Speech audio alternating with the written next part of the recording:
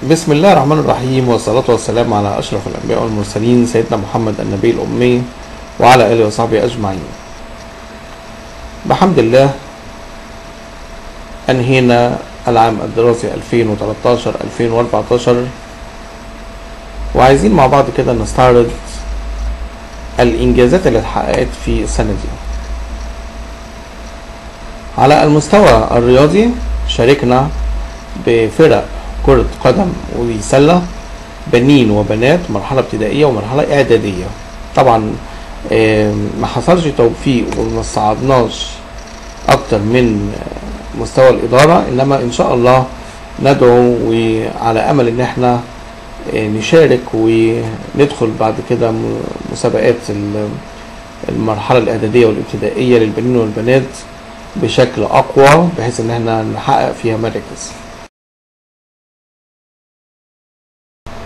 برضو على المستوى الرياضي دخلنا بطولة تنس الطاولة، وفي مجال برضو ألعاب القوى في عندنا الطالبة بنتنا لميس حققت طبعا مركز متقدم، وكانت هتدخل في الجمهوري، بس للأسف يعني تم رفض دخولها من الأسرة لأنها خافوا عليها، لأن كانت الأوضاع الأمنية وقتها مش مستقرة.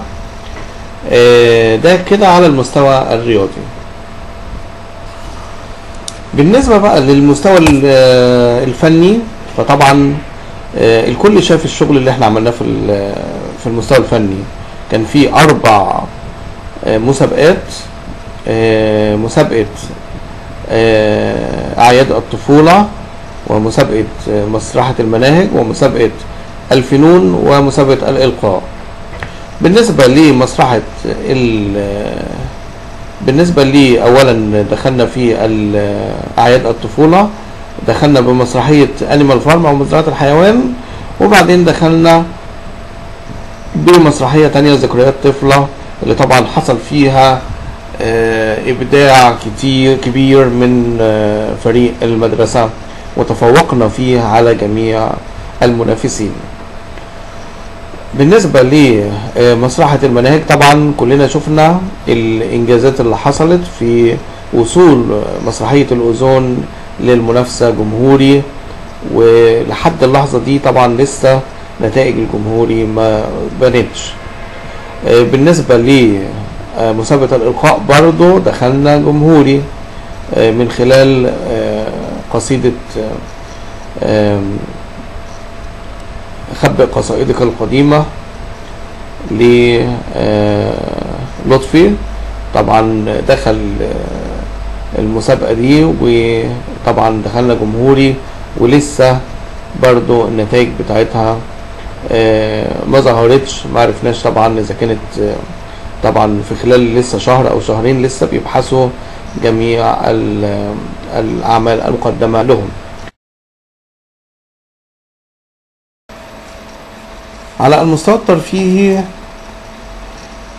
سنة ريكورد كتيرة. أول حاجة ريكورد بأكبر رحلة لدريم ما حصلتش ويمكن مش هتحصل تاني. 152 فرد راحوا رحلة دريم، ب5 أتوبيسات راحت الرحلة دي، كانت مشاركة في الرحلة دي. ودخلنا ريكورد تاني بأكبر عدد من الرحلات في السنة، شاركنا ب9 رحلات للقاهرة والإسكندرية. طبعا برضو ده لأول مرة في التاريخ تحصل إن في سنة واحدة يتم عمل 9 رحلات. لأول مرة في التاريخ نعمل حفلة كلر في المدرسة. طبعا ده برضو إنجاز كبير حصل السنة دي. لأول مرة في التاريخ نعمل حفلتين أعياد طفولة. طبعا عملنا حفلة وبعدين للابتدائي والإعدادي، وبعدين عملنا حفلة تانية لمرحلة الرضا. بحمد الله السنة دي مفيش إصابة واحدة خرجت للعلاج بره المدرسة، ما حصلتش أي إصابة تستدعي الذهاب لمستشفى، وده طبعا إنجاز كبير جدا. يعني إن احنا حافظنا على روح 1200 شخص في جميع أيام السنة الدراسية، ما فيش واحد اتعور، طبعا ما فيش واحد استلزم علاج خارج المدرسة بحمد الله. طبعا ده برضو من انجازات المدرسة للعام 2013-2014. طبعا كانت فيه لقاءات بأحبائنا الطلبة دايما في الإذاعة، كانت سرية السنة دي جدا، كان الطلبة بينتظروها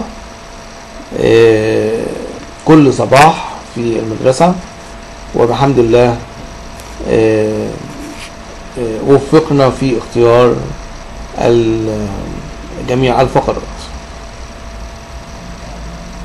طيب انا بس حابب بقى يعني بعد ما استعرضنا الانجازات، طبعا في برضو على مستوى الاداري، على المستوى الاداري طبعا الحمد لله حققنا طفرة في المراسلات، سواء في طريقة إصدار نشرات، قرارات، تعليمات، التعامل مع ما بين مكتب المدير ومكتب الإدارة. عملنا في آلية معينة للمراسلات بحيث ان مفيش قرار يضيع، مفيش نشرة تفقد، تم عمل تسلسل للنشرات والقرارات. طبعا تم عمل تسلسل برضو للنظام الاجازات الاعتيادي والعارضة والمرضي والساعات اذن الخروج. طبعا كل ده تم عمل تفعيل الحضور والغياب، دلوقتي مفعل بطريقة مفيش مجال لانها تنسى يعني. كل دي انجازات تمت في المدرسة السنة دي. على المستوى التقني طبعا عملنا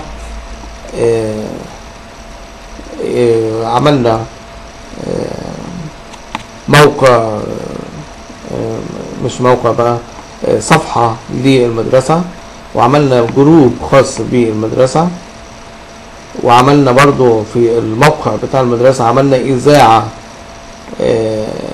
للمدرسة، وعملنا بث تجريبي لمحطة تلفزيونية. كل ده اتعمل السنة دي بحمد الله.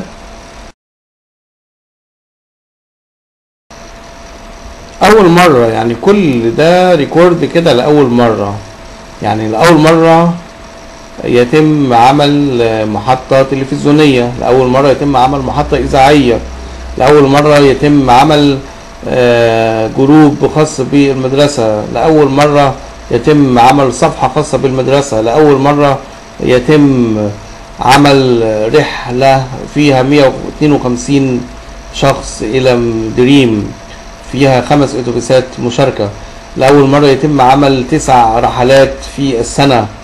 كل ده لأول مرة، ولأول مرة يتم تصعيدنا جمهوري في مسابقة الإلقاء ومسابقة مسرحة المناهج، في مسابقتين من ال4 مسابقات في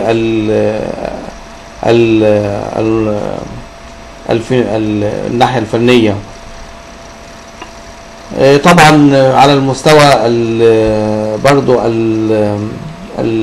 الثقافي، في سنة في المرحلة الابتدائية زي ما قلنا حصدنا 3 مراكز من ال10 الأوائل على الإدارة، وفي في المرحلة الإعدادية في سنة 3 إعدادي غادة طبعا طلعت التانية على المحافظة. كل دي انجازات حصلت في المدرسة.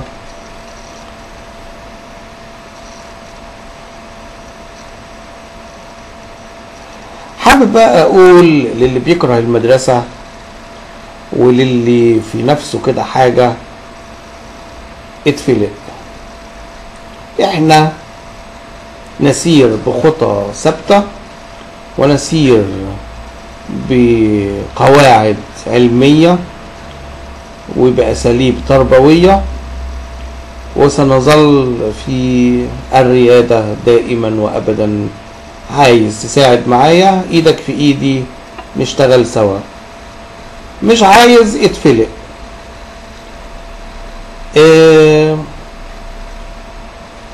النقد مفيش اسهل منه. اللي يحب ينقد ده شخص سلبي. النقد ده محتاج لسان يقوم بعملية النقد. انما اللي عايز يساعد محتاج لسان وعقل ويد، محتاج 3 حاجات. انما اللي بينقد انت محتاج لسان، تبقى قاعد كده برجل على رجل كده وجنب الحيطة كده قاعد وفي الظل، وتقعد تقول المفروض ومش المفروض. تيجي بقى ساعة الجد، تيجي انت تجرب تحتاس، زي كده اللي حصل في الحفلة بتاعت أعياد الطفولة. نقد مفيش اكتر منه. طيب اللي بينقد ده انقد ماشي، بس لما تنقد تبقى تكون حاولت تساعد واحنا قلنا لك لا ما تساعدش. انما مش مقبول منك انك انت تنقد في وقت انت ما قدمتش فيه اي خدمة او اي مساعدة. انت شايف الدنيا مثلا فيها هرجلة، طب انت ما ساعدتش ليه؟ دورك ايه؟ يبقى بخيبتك كده كنت قاعد ما بتعملش حاجة، خليك قاعد ما تقومش باي دور. زي ما قمتش باي دور يبقى مش مقبول منك اي سلبيات تتكتب. انسان سلبي، احنا بنتقبل اي نقد مفيش مشكلة، بس انت بدل ما تلعن الظلام قدم شمعة.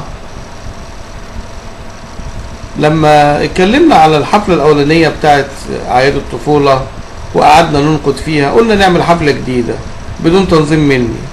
لما اتعملت الحفلة التانية وبدون تنظيم مني فشلت فشل ذريع اكتر من الاولانية. يبقى حتى لما يعني انا شفت حتى في الحفلة التانية لقيت انا كان ممكن اقعد انقد برضو انقد بس لقيت الامور زايدة عن حدها. انا خدت المايك من الصفية وبدأت اتكلم، بدأت اساعد، لان لقيت الامور هتسوء بصورة كبيرة جدا. فدورك انت فين؟ ده المطلوب، انك انت يبقى ليك دور في البناء. النقد مفيش اسهل منه، الكلام مفيش اسهل منه. فانا قايم طبعا ماشي بخطى ثابته. مهما حد يتكلم انا لا انظر الى الكلام التافه، انا ماشي بخطى ثابته بخطه هدفها الوصول بالمدرسة إلى الريادة في جميع المجالات.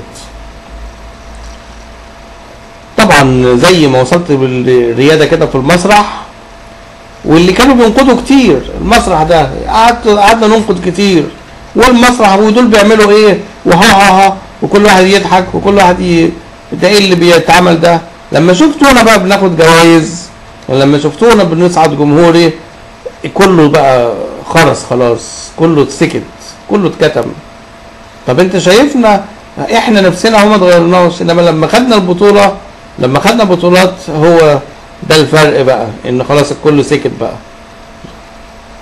لقينا بقى خلاص الناس بتاخد بطولات والناس بتشتغل شغل سليم وشغل جد وفي تقدير من الإدارة، يبقى خلاص كله يسكت.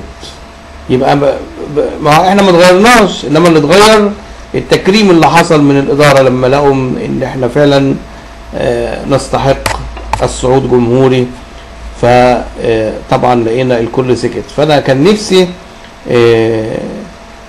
ان احنا نتعاون سوا، نفسي ان احنا نتعاون سوا وان احنا ايدك في ايدي نساعد، انما ما تبصش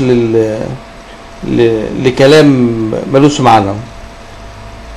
في كلام كتير بيتقال ملوش اي، انا بسمعه من هنا وبخرجه من الودان التانية وما ببصلوش، لانه كلام تافه ملوش اي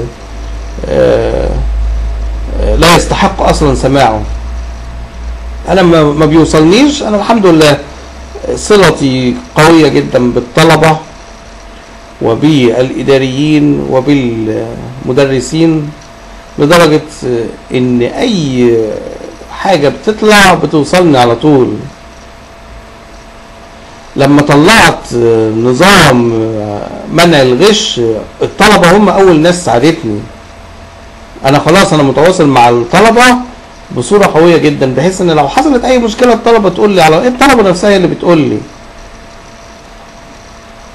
فبدل ما نتكلم كلام ملوش لازمة وكلام تافه، وبنسمع جمل كتيرة بتتقال في المدرسة، انا بتوصلني كل حاجة.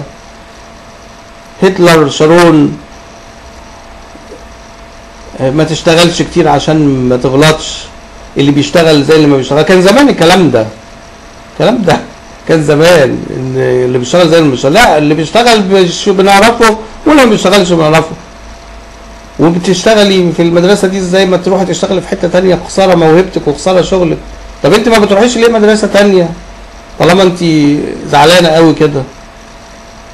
فكل الكلام ده بيوصلني، وكلام تافه وملوش لازمة وملوش معنى ان احنا نسمعه. واحنا الناس اللي قاعدة في المدرسة عارفة قيمة المدرسة كويس، عارفة قيمة رياض الصالحين يعني ايه. احنا رياض الصالحين دي يعني الريادة، رياض الصالحين دي يعني رقم 1 في المنصورة، رياض الصالحين دي يعني إدارة ناجحة.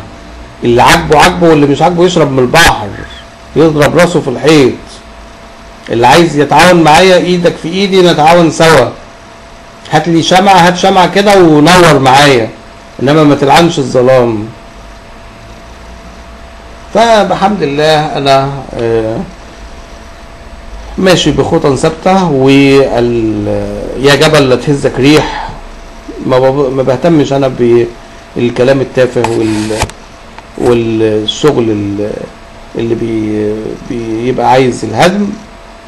وبقول لكل محبي رياض الصالحين افرحوا، فنحن نسير بخطى ثابته وخطى من حديد وخطى واثقه.